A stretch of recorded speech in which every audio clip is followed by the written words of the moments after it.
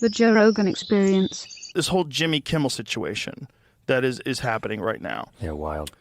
Very wild. Okay, first of all, the FCC is you have to have a license to broadcast, which is kind of crazy when you think about what that means now.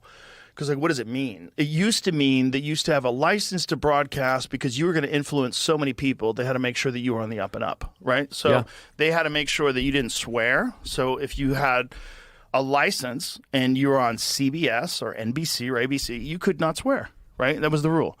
And then on came cable. And somehow or another, cable changed the game. Is a different thing, right? Because cable, you just you have to pay for it, I guess, so it's different. And so then some of the channels you don't have to pay for. It used to be the only ones that swore were like HBO, where you had to pay for. And then all of a sudden it became kind of any of them because they realized, like, hey, we don't, like FX, we can swear, guys. Like, we only don't swear because we want to think of ourselves as TV. Right. But HBO was like, you know, with The Sopranos, with HBO comedy specials, in the beginning, that was a big one. You could just swear. Movies, you didn't have to bleep anything out, just wild. And so these, what you're dealing with even, like, first of all, I definitely don't think that the government should be involved ever in dictating what a comedian can or cannot say in a monologue. That's fucking crazy. It's crazy. Now, if the problem is the companies, if they're being pressured by the government, so if that's real, and if people on the right are like, yeah, go get them, oh my God, you're crazy. You're crazy for supporting this. Because this will be used on you. You don't think that the fucking globalist lizard people who run the world are sitting here going, great, what do we got, 3 years? We'll wait this out. We'll wait this out. Yeah. Let them say the government should be involved in censoring people's speech. Yeah. Let them support that. Let these fucking dumbasses, because Jimmy Kimmel's a leftist, let these dumbasses think it's a good idea and we should celebrate. That's the most toxic shit I keep seeing online when people are like, yeah, shut him down. So going back to this Jimmy Kimmel thing, there's a lot going on with this. Do you know him, by the way, or yes. no? He's a good guy. Jimmy's a good guy. He's a smart guy. He's a funny guy. He was always very funny on when you know, he did that fucking Windy City Heat thing. I love that. It's such a good movie. I think he tried to distance himself from that. Oh, big time. Like very, very, very successful because it's a 25-year prank. What's his name? Perry Farrell? Yeah. No, let's not mention him. Okay. Because I know. Let's just have people go find it when he City Heat.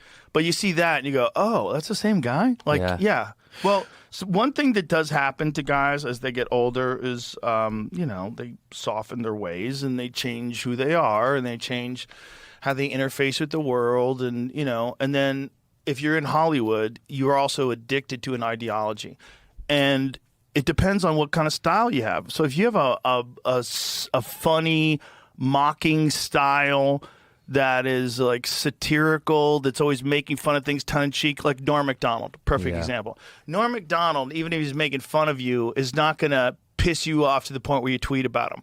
Because if you do, he kind of won. He kind of got you. You know what I mean? So it's like Kimmel has this sort of go fuck yourself style. Look, it's kind of ironically, he celebrated in his monologue when Tucker Carlson got fired. It's kind of a problem. Yeah. And it's also kind of a problem that he, in his monologue, talked about how it was the right thing to fire Roseanne. Yeah, I remember that. A little bit of a problem. Yeah. A little bit of a problem.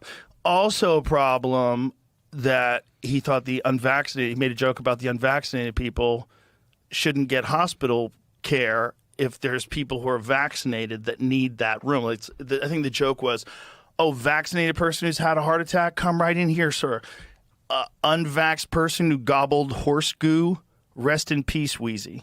Like, that was the joke. Like, I'm unvaccinated. And I was like, that's kind of a fucked up joke, but I'm not mad at him. No, it's a joke. It's just a joke. It's a joke. But it's like, those things weren't a problem. But there's one thing where he said it was a low point. What did he say? I want to be real clear. Let's like pull up his actual quote, because what he said was not bad. It wasn't accurate though, but it wasn't bad. He was just trying to set up this joke of Trump which was good. It was a great show. It was very funny. But the setup was a little wonky. I do remember listening to it. But it was also it's the problem with doing it that way on Monday is that by Sunday night, they already knew that this guy, his family had been saying that, again, I don't even know if he really did it.